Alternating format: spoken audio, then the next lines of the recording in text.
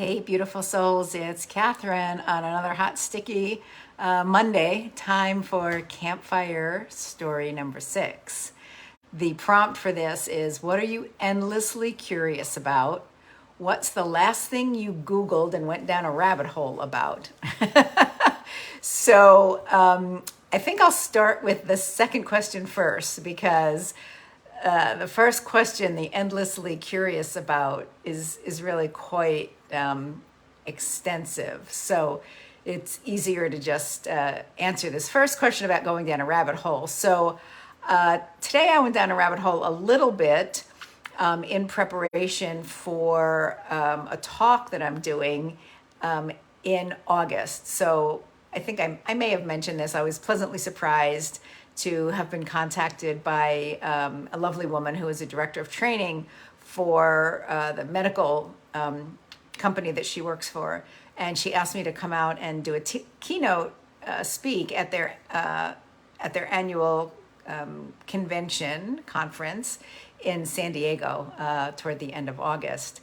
And so she happened to find my TED Talk online and really enjoyed it and thought that after, everything, these are going to be specifically APRNs and physician assistants, so a great group. And she thought after the last, few years that everybody in healthcare has had, that it would be really nice to have, sort of a more uplifting, sort of medical,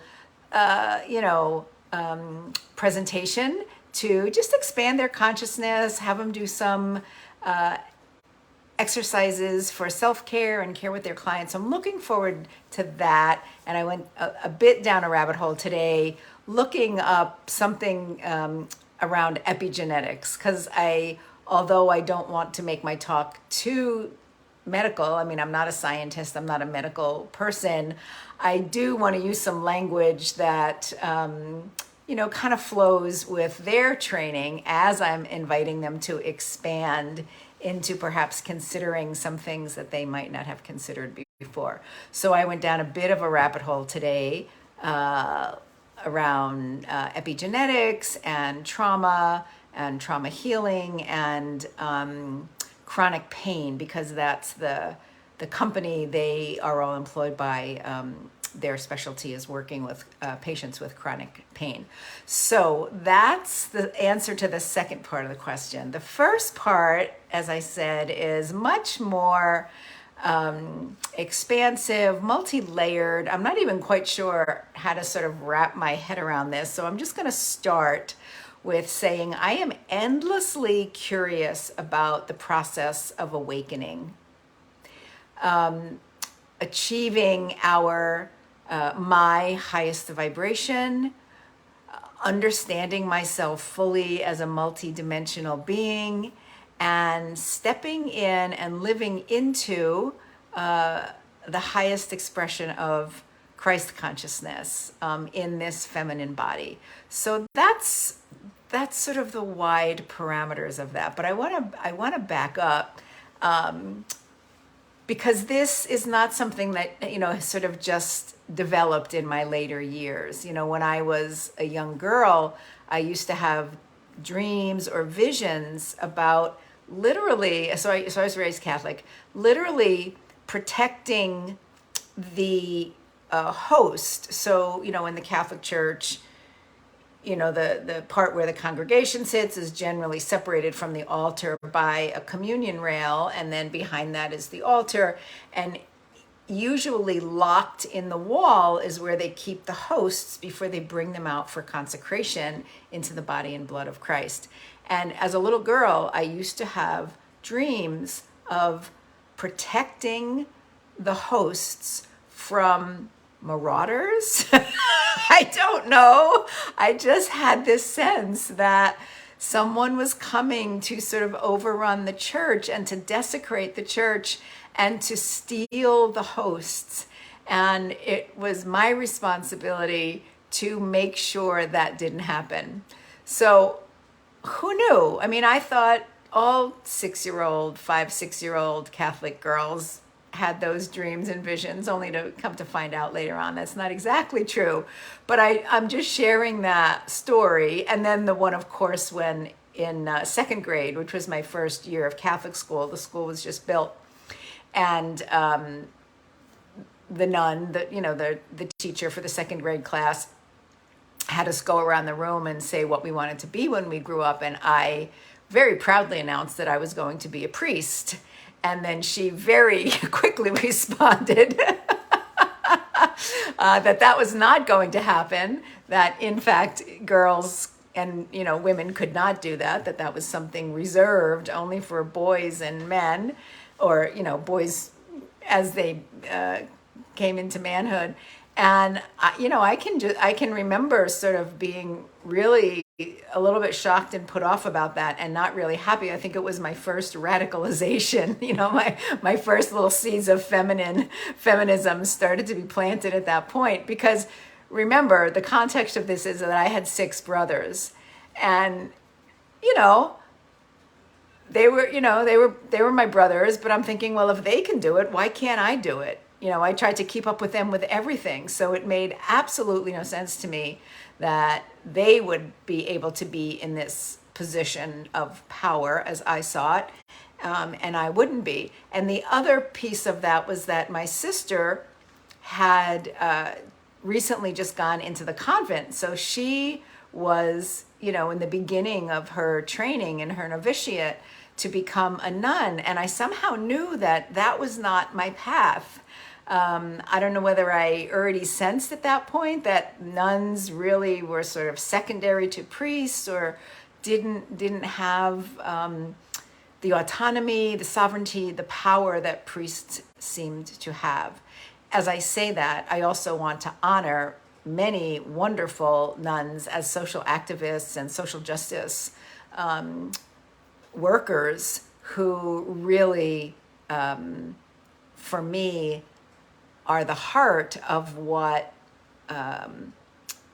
Catholicism and living a Christed life should include.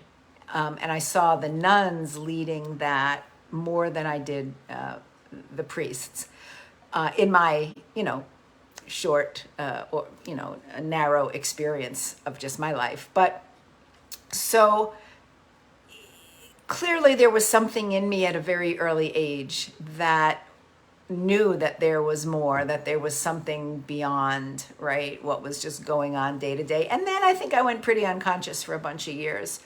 And it wasn't until my early 20s that I got invited to what was then called Silva Mind Control. Now it's called something else. I think they decided mind control was probably not a great name for a program in this day and age. But, Jose Silva was literally just bringing this out.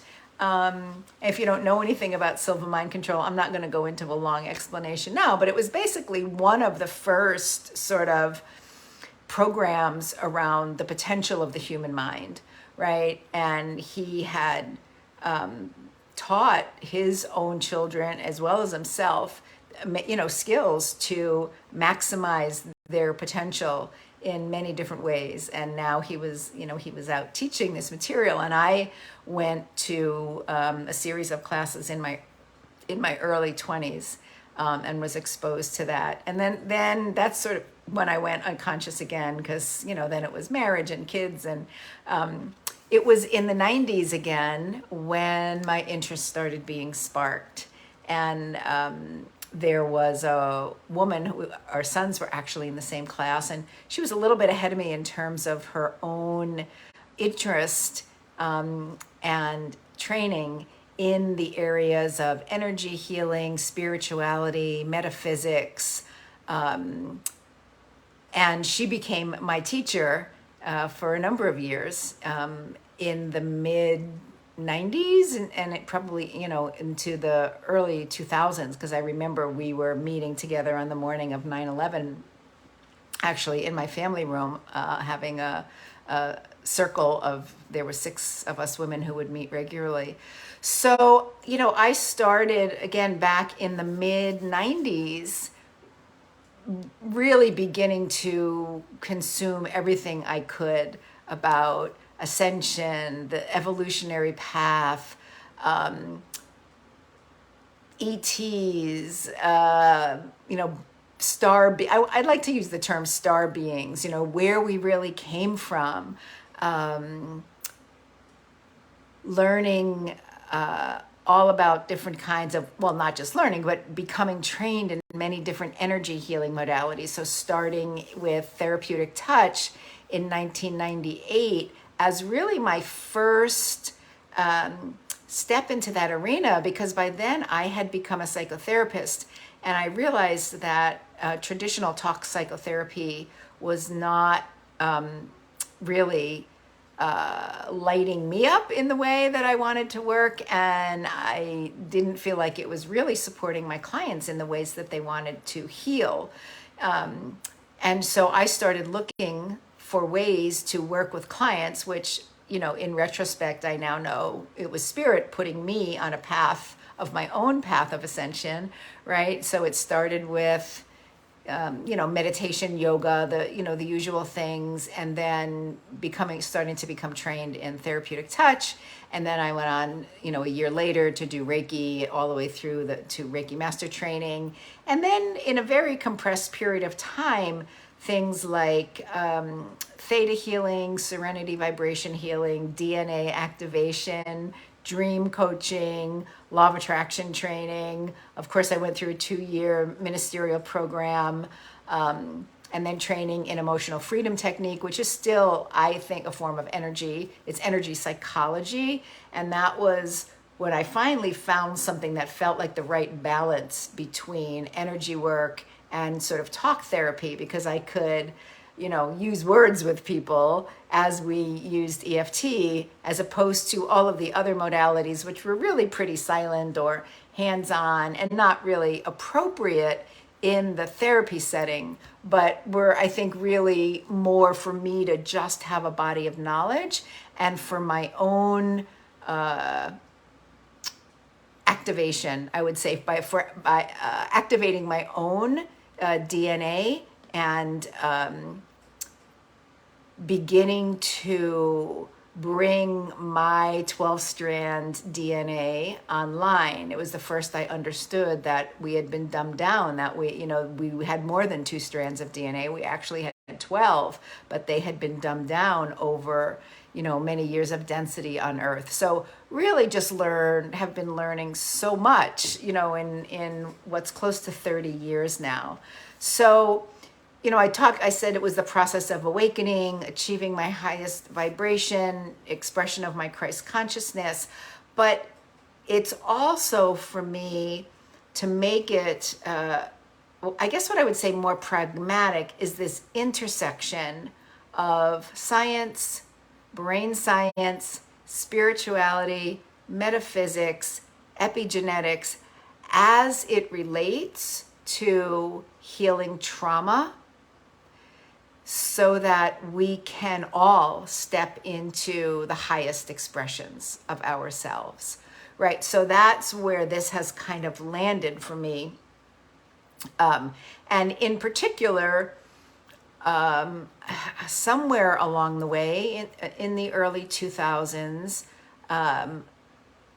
well, I told you the story, I think, in 2008 of having Yeshua and Magdalene come to me while in a group meditation around finding our trusted sources and our purpose and mission, and giving me, and my whole body was vibrating. I knew who it was, even though I'm not clairvoyant. I don't see, but I just knew energetically that they were on either side of me.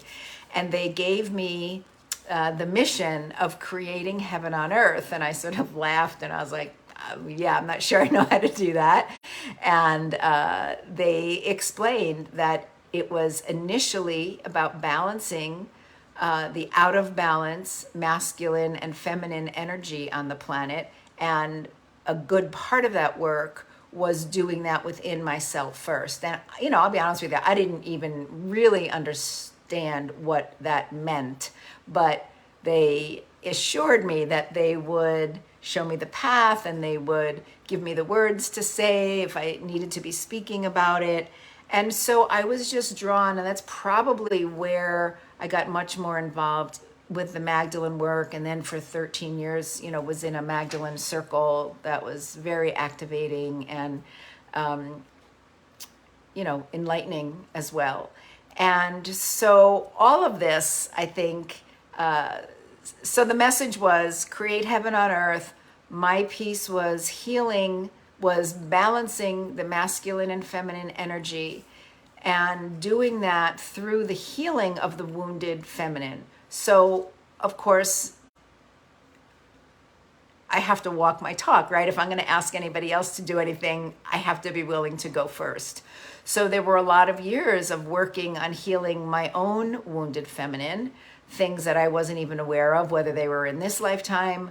I cleared, many things in past lifetimes, and even, through the ancestry, right? We carry all of that in our energy bodies, in our DNA.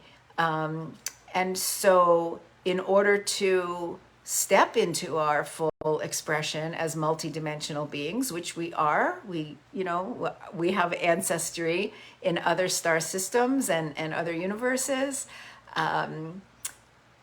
And we need to heal that for ourselves in order for it to be healed in the collective and on the planet.